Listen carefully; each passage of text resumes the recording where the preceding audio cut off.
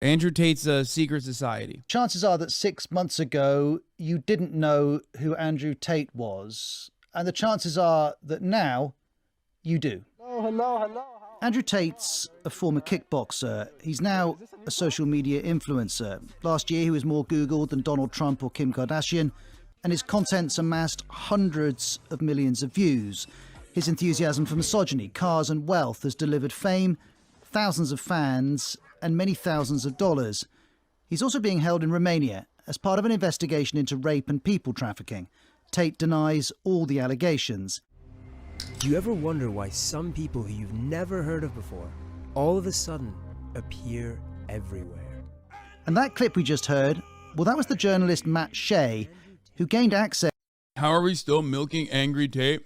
The only people that get this bent about like Andrew Tate coverage is like literally Andrew Tate fans who were just like, dude, come on. Just stop. He got owned already, please. Access to Tate's compound in Romania.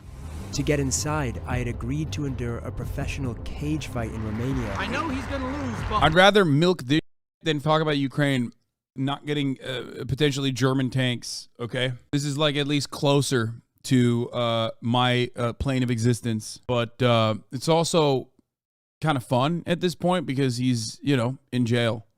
wow, he's actually in there. Along with 100 Tate superfans. Matt Shea, welcome to the media show. Thank you. You've made this film for Vice. It's called The Dangerous Rise of Andrew Tate. I wonder when you first decided to try and make contact with him. Well, I was actually first brought onto this story by a brilliant journalist and producer called Jamie Tausen, who's been following Andrew Tate for years before he became famous. So by the time we were filming in his compound in Romania, were positioned in such a way that he was just, the calls for him to be deplatformed were just happening, and we had a kind of inside view of him and his inner circle dealing with that. And how do you go about requesting access to Andrew Tate's compound and requesting an interview?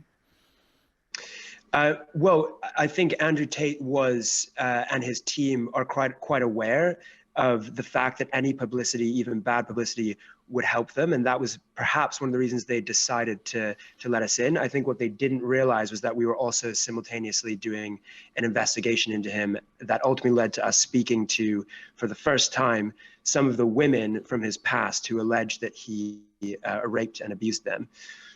And when he and his colleagues agreed to let you into his compound and to film, did they give you conditions? Did they say, well, you can do this, you can't do that, you can ask this, you can't ask that?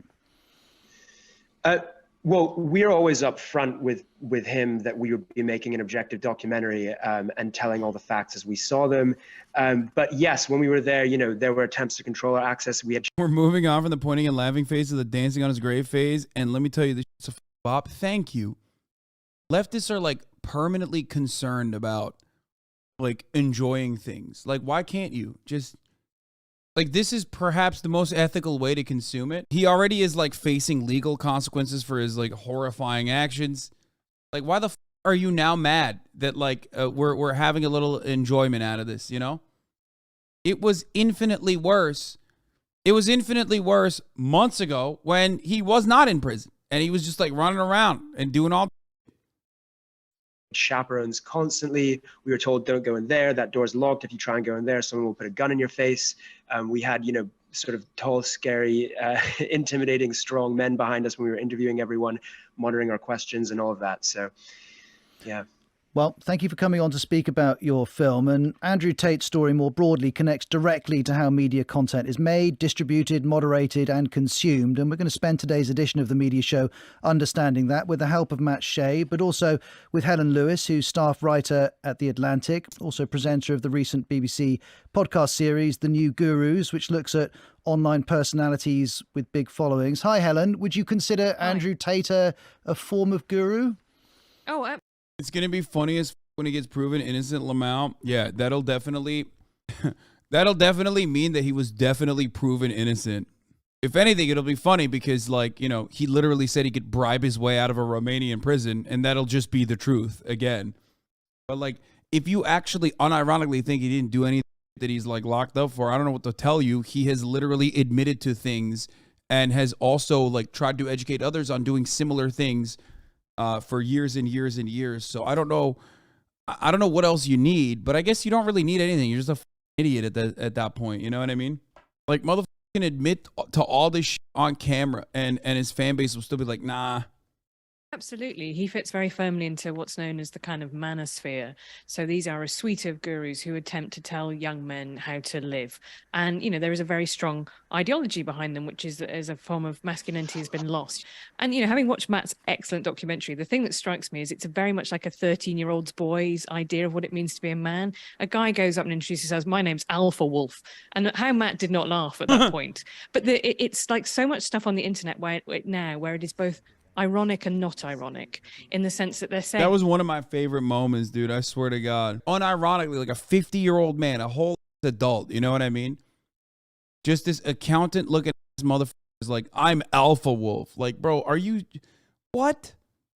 Like, something has failed in your life so severely for you to behave this way. I'm a misogynist, you know. Of course, everyone calls me a misogynist, and there's understood to be a performance there. By the way, leftist people who are like, why are we doing this still? Me, are feeding into the same exact shit that like Andrew Tate stands are doing in here by being like, bro, you're riding his dick so hard. You're riding his dick so hard. So enjoy that. Enjoy your moment when you get upset about this coverage, because you and the Andrew Tate stan fan base is in unison, operating in the same way at that point. But it is also serious at the same time.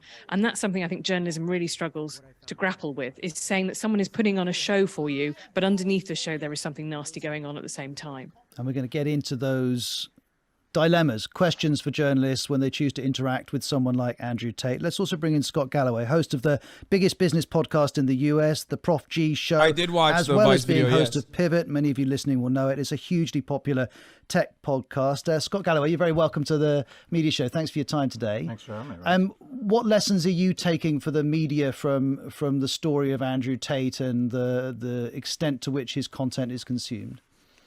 I think it's more spectacle than significant. Or the real learning is how to game the system. And that is, he encourages people to put out thousands of videos that go shorter and shorter and shorter. And he's tapped into the same rage machine that the algorithms love, that both Donald Trump and Elon Musk have tapped into. And that is, the optimal piece of content is something short, compelling, resonates with 60% of your audience, and enrages the other 40%. Because the moment you have rage and conflict around content, you get a lot of clicks, and the algorithms go. Okay, chatters were correct though. This is boring. And all these other ones are annoying too. Let's watch this one. Delusional a lot recently to describe some people and companies.